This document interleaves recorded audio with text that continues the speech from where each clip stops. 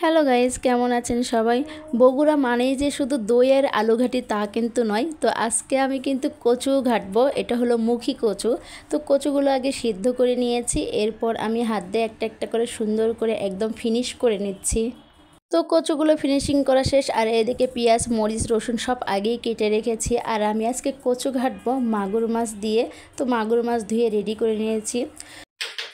Finishing করা কচুর মধ্যে সব ধরনের মশলা দিয়েছি, যেমন ধনের গুঁড়া, জিরের গুঁড়া, হলুদ, মরিচের গুঁড়া, লবণ, সবগুলো মশলা দিয়ে রেডি করে নিলাম। আর এদিকে মাছের মধ্যে সেম মশলাগুলো দিয়ে রেডি করে নিয়েছি। তো আমার মাছ ভাজাও হয়ে গিয়েছে। আর এদিকে মাছ ভাজার তেলগুলোই অন্য একটা কড়াইয়ে দিয়ে এর মধ্যে পেঁয়াজ দিয়ে কিছুক্ষণ ভেজে নেব লাল লাল হওয়া পর্যন্ত। এরপর দিয়ে দিলাম তেজপাতা, সাদা এলাচ, কালো এলাচ, লবঙ্গ, একটু জিরা। এরপর কিছুক্ষণ নেড়েচেড়ে ভেজে নিয়ে সেই কচুর ডালগুলো ঢেলে দিব। এরপর হলো রান্নার আসল কাজ, কারণ কচু ঘাটি রান্না করতে গেলে অলমোস্ট আপনাকে সবসময় নাড়াচাড়ার উপরেই থাকতে হবে। তার কারণ কচু নিচে লেগে যেতে পারে। কিছুক্ষণ ঢাকনাতে ঢেকে রাখার পর আমি আবারও চলে আসলাম কচুগুলোকে একটু নাড়াচাড়া দিতে, তার কারণ নিচে প্রায় লেগে যাওয়ার মতো হয়ে গিয়েছে। আর এটা চুলা একদম আস্তে করে দিয়ে রান্না করতে হয়, তা না হলে নিচে পুড়ে গেলে ব্যাড একটা স্মেল চলে আসবে। তাই খুব সতর্কতা এবং সাবধানতার সহিত কচু ঘাটি প্লাস আলু ঘাটি যেটাই বলে না কেন রান্না করতে হয়।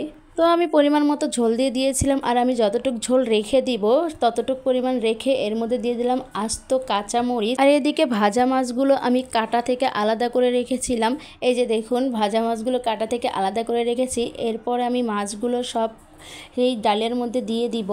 আর মাছগুলো আপনারা চেষ্টা করবেন যখন আপনারা দেখবেন যে ডাল হয়ে গিয়েছে যে 2 মিনিট পর নামাবেন তার আগে, তাহলে মাছগুলো একদম কচু ঘাটির সঙ্গে ঘেটে যাবে, আপনি যে মাছ দিয়েছেন তা বুঝতেই পারবেন না। কচু ঘাটি নামানোর আগে আমি ভাজা জিরা এবং ধনিয়ার গুঁড়া দিয়ে দিলাম। তো আপনারা কি ভাবছেন, রান্না কি আমার কমপ্লিট?